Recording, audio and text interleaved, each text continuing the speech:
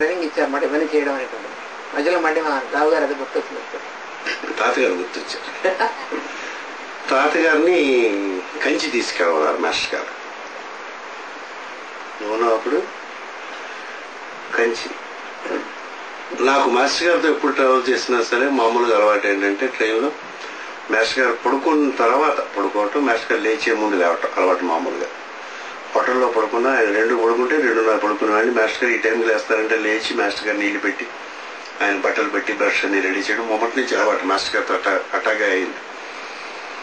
ఎందుకు అలాగైందంటే తాతగారిని కంచి తీసుకెళ్తున్నప్పుడు పొద్దున్నే 4:05 ట్రైన్లు లేపేశారు. వీళ్ళేది ఎక్కాం. బాత్రూమ్ ఏమో ఉంటే అన్ని చూసేసుకుని వచ్చారు. నాకు అప్పటికి ఆయన ఫ్రెష్ అయిపోయి వచ్చేసారు.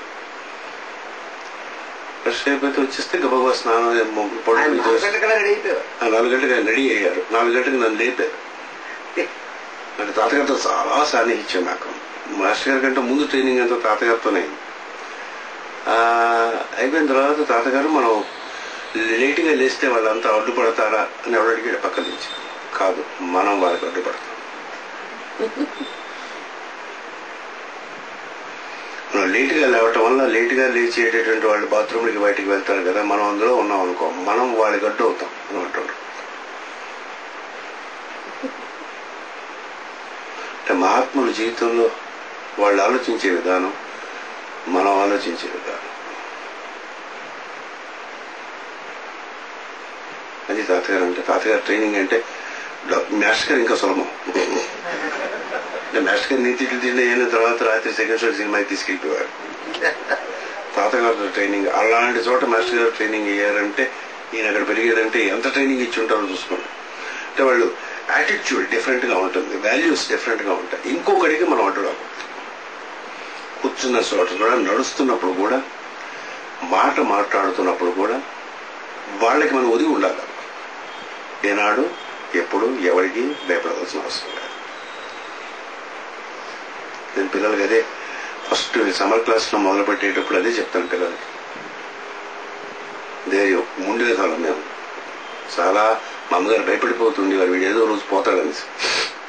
అంటే అటువంటి ధైర్యం ఆయన ఇచ్చారు. ఎక్కడికైనా వెళ్ళేటప్పుడు ఎట్టి పరిస్థితుల్లో పిల్లలకి స్పూన్ ఫీడింగ్. మాస్టర్ గారికి తాతగారు ఇది చెప్తాను. మాస్టర్ గారు నాతో చెప్పింది.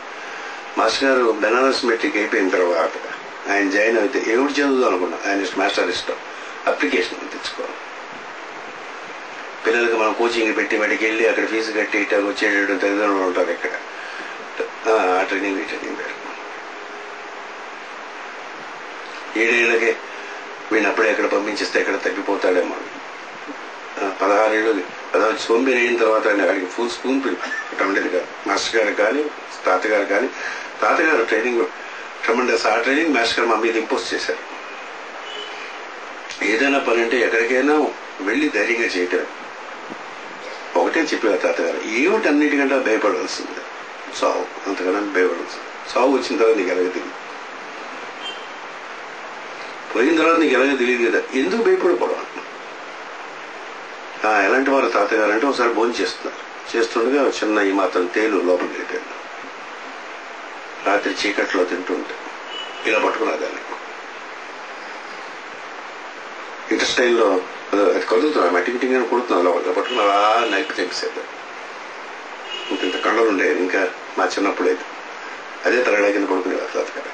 ఇంకా తిరిగి తను కొబ్బరికాయ ఎగరేసి తలతో కొట్టి 2 ముక్కలు చేసేవారు. 100 పందెం వేసేవారు. 1000 బస్కీలు, 2000 దండాలు, 1000 దండాలు, 2000 బస్కీలు నాన్ స్టాప్ గా చేశారు. అయితే మీరు తాతగారి గురించి అంత చెప్తున్నారు. మాస్టర్ గారు మంచి కుస్తీ ఫైటర్, అది ఎవరు తెలియదు సార్. మాస్టర్ గారు ఈ చెయ్యిలో ఇలా కొబ్బరికాయ కొట్టి ఇలా కొడితే 2 ముక్కలు అయిపోయారు. ఇలా ఇలా కొట్టి కొట్టి కొట్టి వస్తుంది. చేతిలో ఇలా పెట్టి ఇలా కొడితే 2 ముక్కలు అయిపోయారు మాస్టర్ గారు. తాతగారితో ఇలా కొట్టి ఇలాగా 100 తలతో 2 ముక్కలు తలపెట్టి ఇలా కొడితే 2 ముక్కలు అయిపోయారు.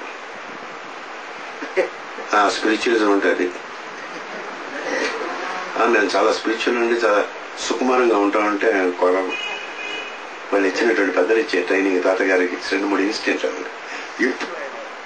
తాతగారు ఎప్పుడు ఎవరికి పిల్లలకి వారికి ఏ రోజు వాళ్ళ పనులు చేసుకునేవారు.